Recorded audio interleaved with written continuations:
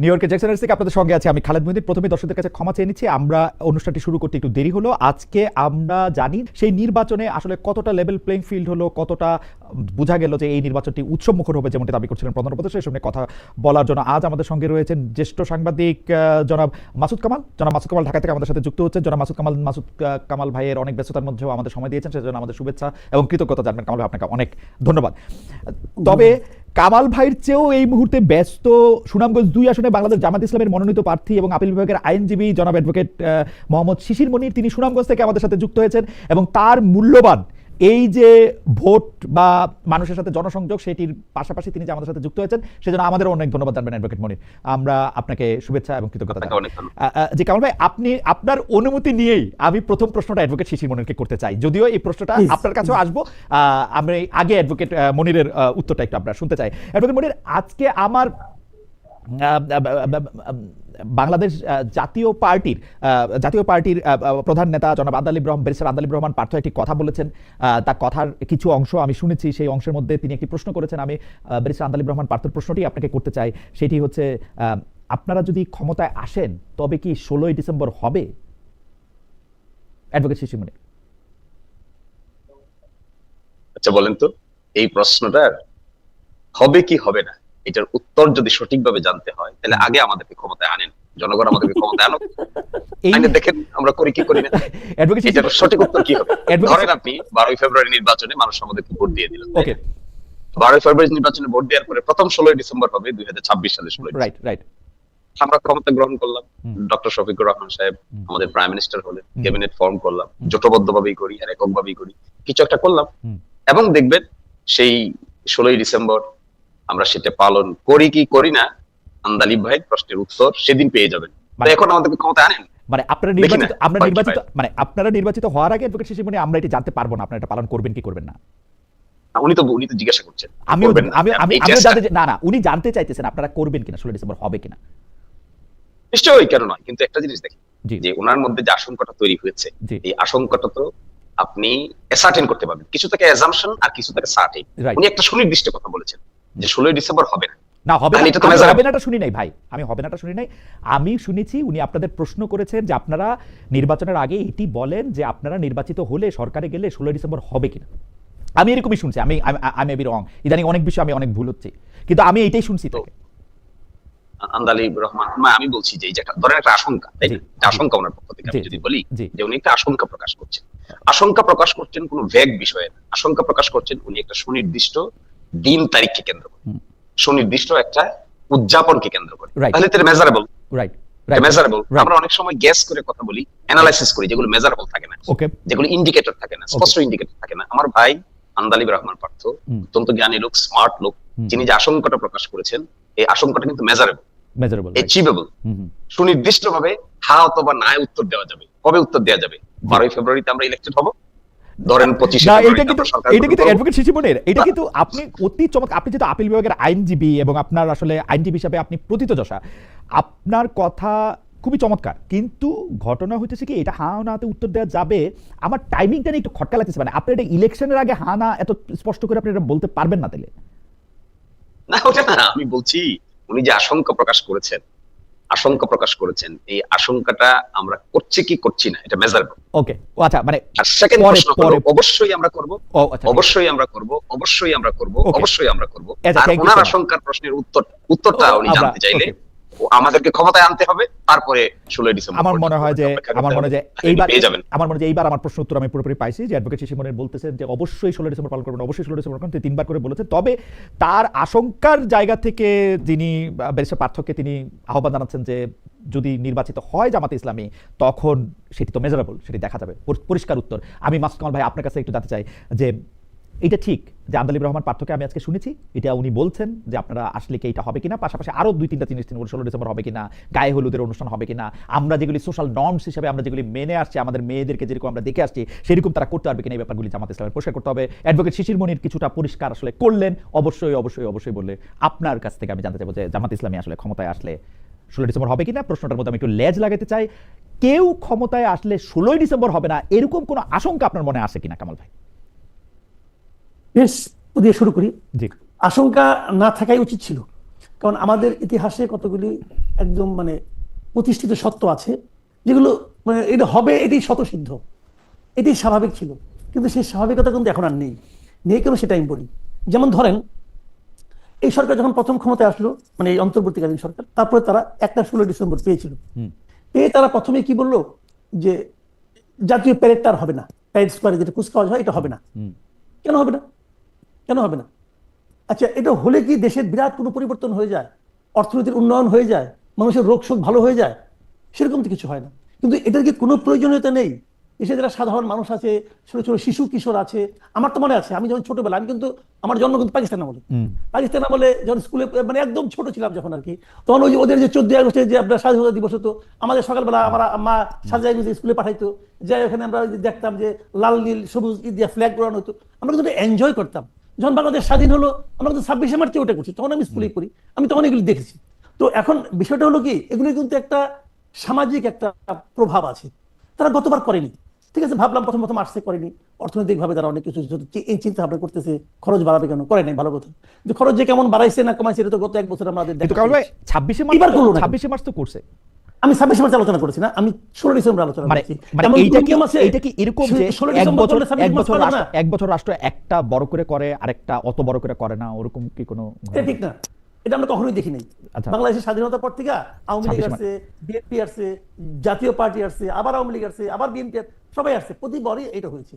এখন তাহলে কি এইটাই হলো? দেখেন, একটা কিন্তু ধারণা কিন্তু অনেকের মধ্যে প্রচারণা আমি দেখি, অনেকে কিন্তু এটা বলার চেষ্টা করে, যেমন আমি দেখলাম ওই যে 16 ডিসেম্বর নাকি বিজয় দিবসই না, এটাও কেউ কেউ বলছে।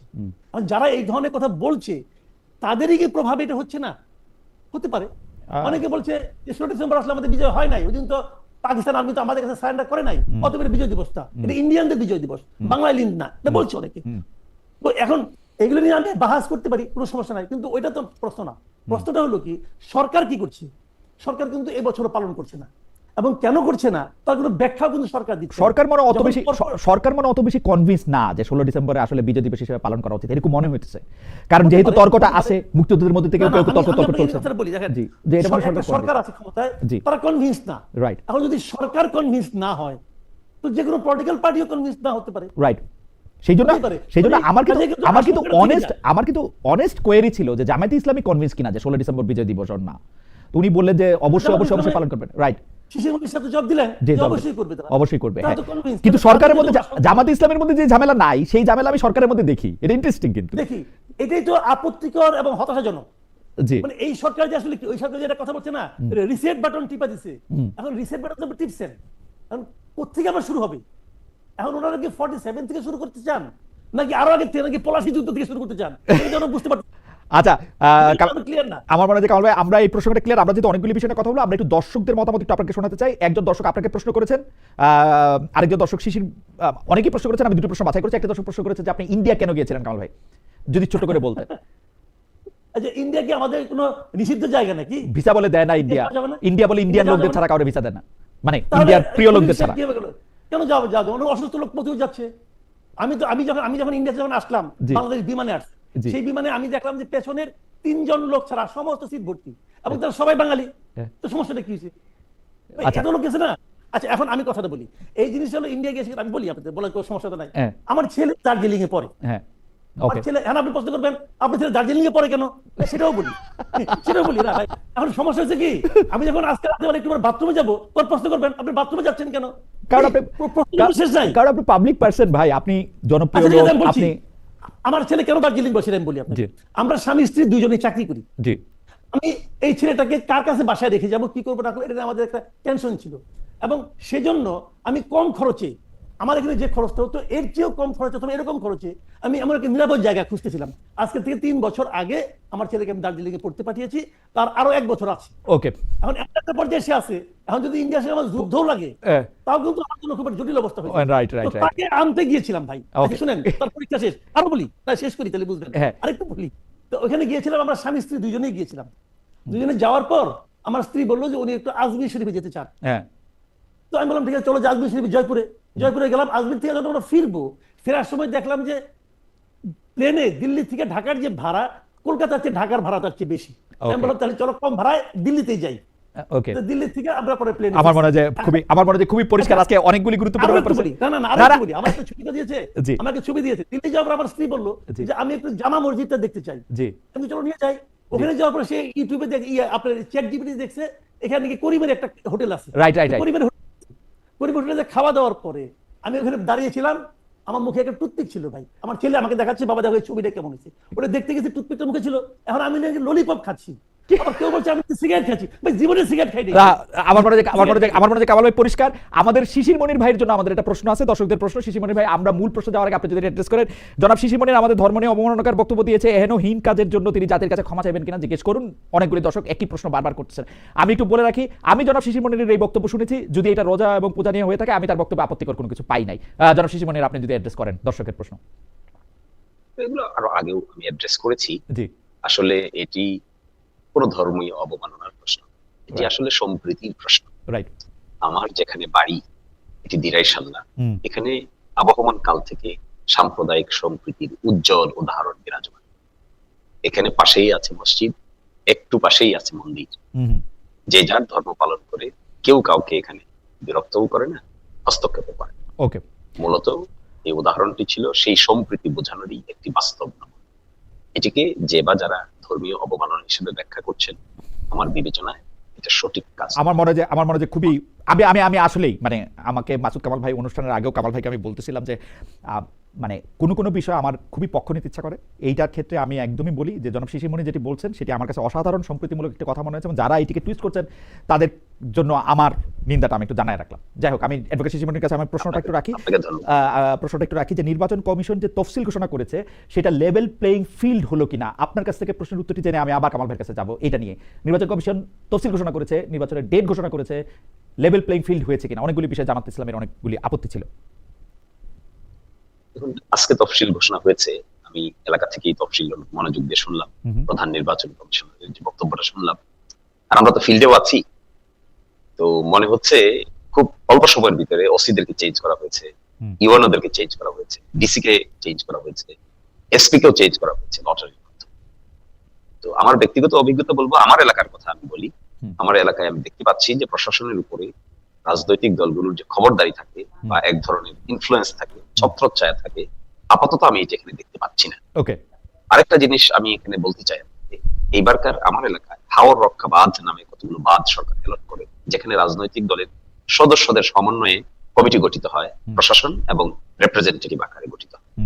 এইবার আমাদের এখানে জেলা প্রশাসকের পক্ষ থেকেই এই কমিটিগুলোতে কোন রাজনৈতিক দলের কোন সদস্যকেই কমিটিতে রাখা হয়নি। ওকে, আমরা নিজেরাও প্রস্তাব করেছিলাম যে একটা নিউট্রালিটি মেনটেন করার জন্য প্রশাসন একটা দূরত্ব মেনটেন করা দরকার, সকল রাজনৈতিক দলগুলোর সাথে দূরত্ব মেনটেন করা দরকার। অ্যাডভোকেট শিশির মনি, আমি কিন্তু জানতে পারি যে আপনাদের জামায়াতের অন্য নেতাদের আমরা দেখতেছি যে প্রশাসনকে কুক্ষিগত করতে চাইতেছেন, প্রশাসনকে বলতেছেন আমাদের কথাই শুনতে হবে। আপনার ক্ষেত্রে আবার আমরা দেখতে পাচ্ছি যে আপনি নিরপেক্ষতা চাইতেছেন। এটা কি এক এক জায়গায় এক এক রকম, নাকি এটা মানে জামাত ইসলামের কোন স্ট্যান্ড না, এটা মানে যিনি প্রার্থী তার স্ট্যান্ড, তাই না?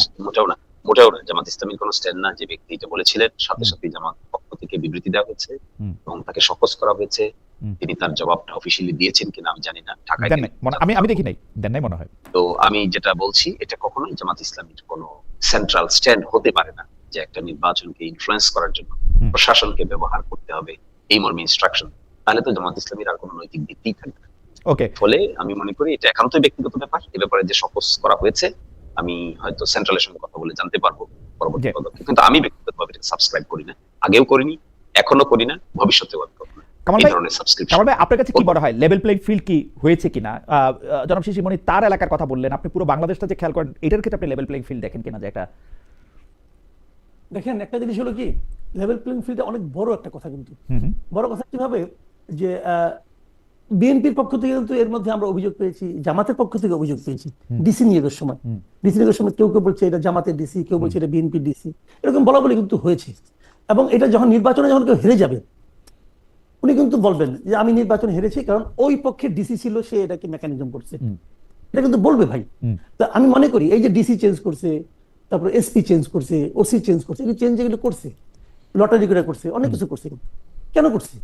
তার হচ্ছে বড় কথা, কে করছে, কেন করছে? মানে তারা যাদের নাকি পক্ষপাত দুষ্ট না হয় এই জন্য করছে, এই লক্ষ্য নিতে করছে। কে করছে? এই অন্তর্বর্তীকালীন সরকার করছে হুম। করছে তো হুম। আজকে তফসিল ঘোষণা করা হলো হুম। এখন পুরো জিনিসটা কার দায়িত্বে নির্বাচন কমিশনের ইলেকশন দায়িত্বে। Right. আচ্ছা ফাইন যদি পরবর্তী সময়ে এটা নিয়ে কোনো প্রশ্ন ওঠে দায়টা কার উপর চাপবে নির্বাচন কমিশনের উপর চাপবে কিন্তু যে তুমি ঠিক মতো নির্বাচনটা করতে পারো নাই কাজে আমি নির্বাচন কমিশনকে পরামর্শ দিব যে নির্বাচন কমিশনের উচিত হবে সবগুলি ডিসি আবার চেঞ্জ করা এতে কিছু খরচাপাতি হবে হোক কোনো সমস্যা নাই কারণ দায় দায়িত্ব যখন আপনার উপর আসবে কারণ আপনি আপনার মতো করে ডিসি গুলিকে আনেন সরকারটা আপনি নিবেন করো আগে দেখতাম আমি হাসিনা আমলে হাসিনা সরাইতো তারপর বলতে যে আমি সব সাজাই দিছি এবার তুমি ইলেকশন করো না তা চাই না আমি বলতে চাচ্ছি ইলেকশন কমিশন উচিত হবে নিজের মতো করে সমস্ত প্রশাসনকে আবার রিঅর্গানাইজ করুক করলে পরে এককভাবে ইলেকশন কমিশনের দায় দায়িত্ব দেবে প্রশংসা অথবা নিন্দার কামাল ভাই আপনার কাছে তো এখন আর ইলেকশন নিয়ে কোনো সংশয় নাই মানে লেভেল প্লেইং ফিল্ডটা নিয়ে আপনি একটা সাজেশন দিলেন কারণ কেন আমি এই প্রশ্ন করতেছি আপনার কথায় আমার বারবার মনে হচ্ছিল যে ডক্টর ইউনূসকে আপনি এতই অপছন্দ করেন এবং বারবার ওনার উপর আপনি একটা আরোপ লাগাচ্ছেন যে বা দোষ আরোপ করতেছেন যে উনি ক্ষমতায় আর ছাড়তে চাইতেছেন না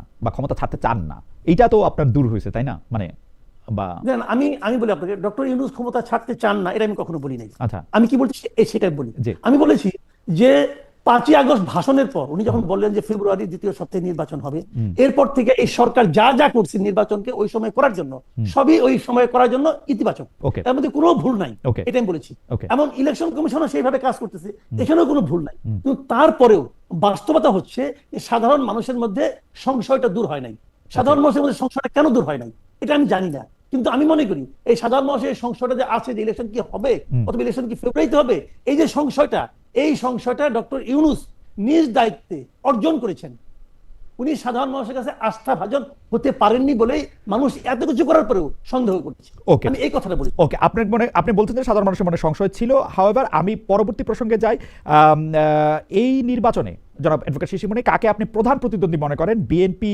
এনসিপি নাকি যারা আপনার রোজা ও পূজা বিষয়ক বক্তব্যকে তাদের মতো করে ব্যাখ্যা করে তাদের সংক্ষেপে যদি একটু বলেন আমরা এই প্রশ্নটা নিয়েও কাছাকাছি প্রশ্নটা আমরা একটু কামাল ভাইয়ের কাছে যাবো অ্যাডভোকেট শিশিরমণির এখন পর্যন্ত যেটা দেখা যাচ্ছে জি। বাস্তবতা জি। তিনটে জোটের দিকে আগছে জি একটা বিএনপি একটা জোট গঠন করার চেষ্টা করছে হুম। এবং এখানে একটা বিতর্ক দেখা দিয়েছিল যে জোট গঠন করলে দলীয় সিম্বলেই ইলেকশন করতে হবে না জোটের যে কোনো একটি দলের সিম্বল নিতে হবে আজকে আদালতে এটি সেটেল হয়েছে যে দলীয় সিম্বলেই করতে হবে ওকে জোটের সিম্বলে করা যাবে না এটা একটা বাঁচ হুম। আরেকটা বাঁচ হলো জামাত ইসলামী সহ 8 দল হুম। যেটি তারা ঘোষণা করছে কর্মসূচি ঘোষণা করছে সিট ভাগাভাগির চেষ্টা করছে এটা একটা জোট হুম। আরেকটা জোট মাঝখানে এনসিপি সহ আরো 2-3টি দল নিয়ে আরেকটা জোট হয়েছে হুম। রুট লেভেলে ঘোরাঘুরি করার অভিজ্ঞতা আমার হয়েছে বিশেষ করে সিলেটের 19টি আসনে হুম। সম্পর্কে আমি যতটুকু আইডিয়া নিয়েছি প্রাথমিকভাবে মনে করা হচ্ছে বিএনপি নেতৃত্বাধীন জোট এবং জামাত সহ বাকিদের যে জোট গঠিত হতে যাচ্ছে বলে সকলেই অনুধাবন করছেন হুম।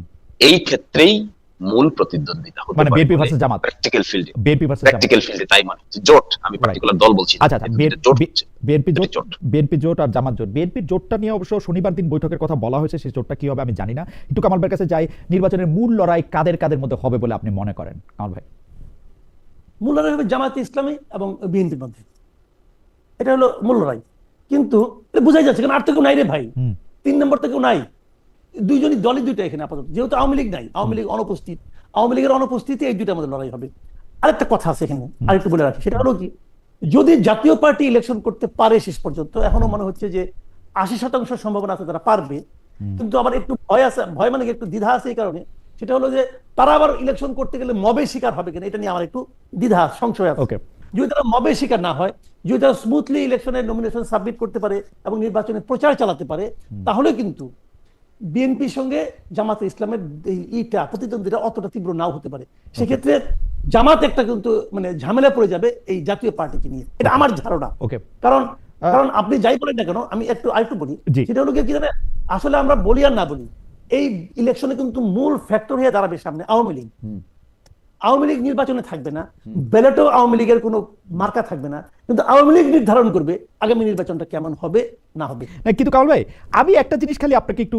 জানতে চাই যে 2024-এর ইলেকশনে আমি আসছিলাম বাংলাদেশে ইলেকশনটা কেমন হয় দেখতে নানা ধরনের রিপোর্টও করছিলাম যে ইলেকশনের জায়গায় তো আওয়ামী লীগ যে ইলেকশনের মধ্যে খালি আওয়ামী লীগই ছিল আপনি সবচেয়ে বেশিবার বলছেন খালি ডামি ছিল আওয়ামী লীগ ছিল আপনি চিৎকার করছেন চেঁচামেচি করছেন এইটারে কোনো ইলেকশন বলতে আপনি রাজি হন নাই ওই ইলেকশনেও তো যাদেরকে আপনি আওয়ামী লীগ বলতেছেন তারা তো যায় নাই আওয়ামী লীগ তো খালি নৌকা থাকলেও তারা যায় নাই আমি কেন্দ্রের পর কেন্দ্রে এটাতে ফাঁকা পাইছি তো আওয়ামী লীগের মধ্যে যদি আওয়ামী লীগের এত লয়ালিটি থাকতো আওয়ামী লীগের মন্ত্রীরা 12% 13% ভোট নাকি কাস্ট হয়েছে, তাও আমি এটা সন্দেহ করি, মানে আমি এটা পুরা আমি আই এম নট না শিওর। না, আমি আপনাকে বলি জি। ওই ঘটনাটা অন্য ঘটনা, ওটা অন্য প্রেক্ষিত, অন্য প্রেক্ষিতে এখানে ওখানে ওই যে বললাম না যে আমি বলতাম তখন তখন এই একটা ইলেকশন হচ্ছে, এটাকে আমি ইলেকশনই বলি না, বলছি কারণ এই কারণে যে আপনি যেখানেই ভোট দিবেন, বড় একটা ব্যালট পেপার আপনাকে ধরাই দেওয়া হয়েছে, আপনি যেখানেই সিল দিবেন ওইটাই আওয়ামী লীগ।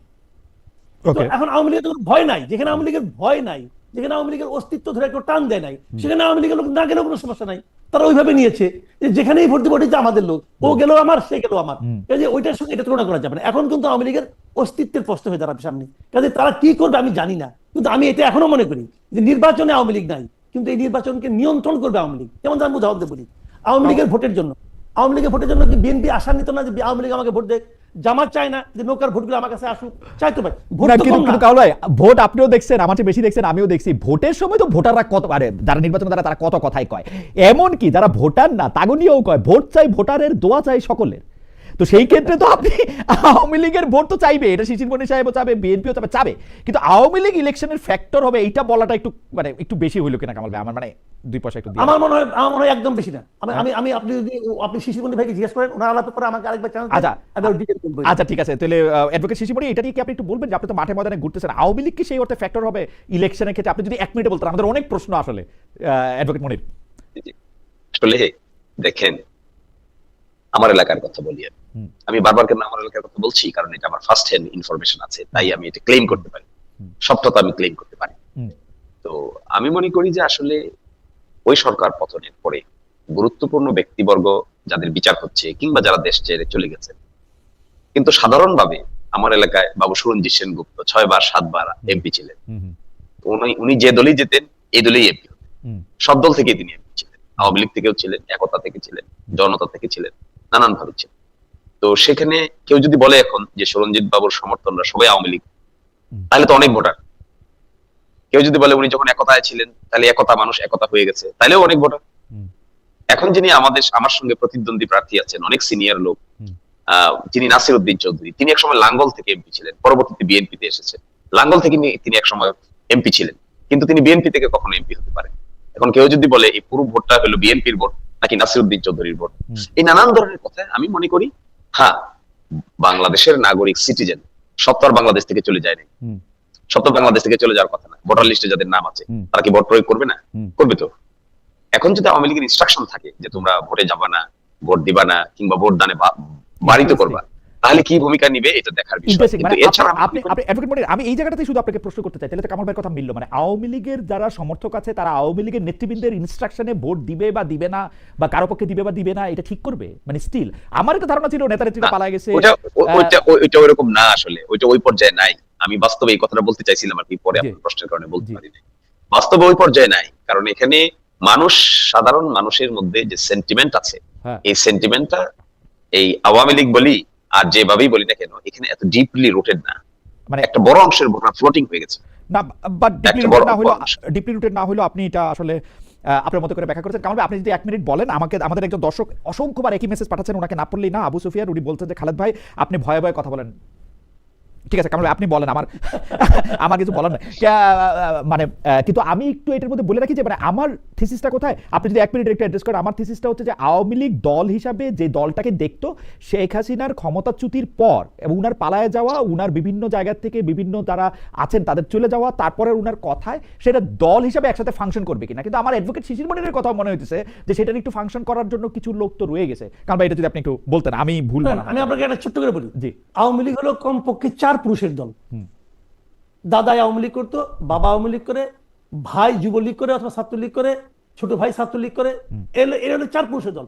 আওয়ামী লীগের একজন লোক যে চট করে জামাতে জয়েন করতে পারবে না, তাহলে ফ্যামিলি থেকে ডিটাচ হয়ে যাবে। আপনার মনে আছে যে ছাত্র দলের একটা সভাপতি ছিল শ্রাবণ নামে, সে আওয়ামী লীগ পরিবার থেকে আসছিল, আসার পর তার ফ্যামিলি থেকে ত্যাগ করছিল ভাই, এটা হলো আওয়ামী লীগ। কাজে আওয়ামী লীগের লোকজন চট করে এত তাড়াতাড়ি মানে এই 1 বছরের মধ্যে আরেকটা দলের সঙ্গে যে একত্রিত মিশে যাবে, এটা হবে না। কাজে আওয়ামী লীগ কিন্তু এখন তাদের অস্তিত্ব, তারা যদি মনে করে আমার অস্তিত্বের প্রশ্ন, আমি এটা নিয়ে কিছু একটা করবো, কিছু একটা ভাববো, সেটা কিন্তু একটা বড় ঘটনা ঘটতে পারে। আবার বলছি আপনাকে, যারা পালিয়ে গেছে আওয়ামী লীগের লিডাররা, তাদের প্রতি কিন্তু মাঠ পর্যায়ের আওয়ামী লীগের নেতা কর্মীদের ক্ষোভ আছে, অনেক ক্ষোভ আছে, বিরক্তি আছে, ঘৃণা আছে, সবই আছে। থাকার পরেও যখন নাকি দলীয় স্বার্থের প্রশ্ন আসবে, দলের অস্তিত্বের প্রশ্ন আসবে, তখন আওয়ামী লীগ কি করবে ভাই এই ব্যাখ্যা আমি করতে পারবো না, কারণ আমার আওয়ামী লীগের পরিবার না না কিন্তু আমি বুঝি কিন্তু না। কিন্তু কামাল ভাই, আপনি আওয়ামী লীগ পরিবারের কথা বলতেছেন, কিন্তু এই মুহূর্তেই আমার মনে পড়তেছে ছাত্রলীগের 2 জন সভাপতি আসলে বিএনপিতে জয়েন করছেন। আমি বিএনপি পুরো স্ট্যান্ডিং কমিটি সবাইরে আওয়ামী লীগের দেখি, মানে একটা পর্যায়ে গিয়া জামায়াতে ইসলামীটা আমি বলবো না, কিন্তু জাতীয় পার্টির পুরাটাই আমি আসলে আওয়ামী লীগের লোকজন দিয়ে দেখি, কারণ আওয়ামী লীগ ছাড়া তো আসলে দল ছিল না। আওয়ামী লীগ ভাইঙ্গা, আওয়ামী লীগের পরে স্বাধীন হওয়ার পরে জাসদ, সে জাসদ আর আওয়ামী লীগের লোকের দলই দেখি। তবুও আমার মনে হয়, মহিউদ্দিন ভাই একটা ছোট্ট কমেন্ট জি জি জি বলেন, অনুগ্রহ করে যদি জি জি জি জি প্লিজ প্লিজ বলেন বলেন বলেন। যে আমি বলতে চাইছি যে হ্যাঁ, নেতৃত্বের কাঠামোতে বিভিন্ন জন থাকে বা আছে বা ছিল, হুম। কিন্তু সাধারণ ভোটাররা তো ভোট দিতে চায়, সাধারণ ভোটাররা তো ভোট দিতে যাবে। ও সাধারণ তারা ভোটার, হয়তো একসময় যখন আপনার প্রার্থী ছিল তখন নৌকায় ভোট দিত, কিন্তু এখন যখন প্রার্থী থাকবে না, তখন সাধারণ ভোটার হিসেবে, নাগরিক হিসেবে আমার- তার যে ভোটাধিকার প্রয়োগ, সেটা কোনো না কোনো জায়গায় করার ক্ষেত্রে তো এখানে কোনো বাধা তার কারো কাছে নাই। আমার আছে হলো পার্টিকুলার ব্যক্তিবর্গ যারা রাইট দেশ ছেড়ে পালিয়েছেন, তাদের কথা ভিন্ন। রাইট, কারণ আমার কাছে এটা আরো কেন মনে হয় কামাল ভাই, আপনি পরে আবার একটু বইলেন, আমি খালি কথাটা কয়ে রাখি যে বাংলাদেশে এই আমরা যে গণ অভ্যুত্থান এবং বিপ্লবকে স্বাগত জানাইছিলাম, যে যার মতো করে অংশও নিছিলাম, তারপরে এমন অনেক ঘটনা ঘটছে যেখানে আওয়ামী লীগের কোনো সমর্থক থাকলেই তাদের এটার প্রতিবাদ করার কথা, একটা কার্যকর প্রতিবাদ বা কার্যকর কোনো একটা ভূমিকা রাখার কথা, সেটা আমরা দেখি নাই, সেটা অনুপস্থিত। সেই জন্য আমি মনে করছিলাম যে মানে আওয়ামী লীগ ইজ নো হয়।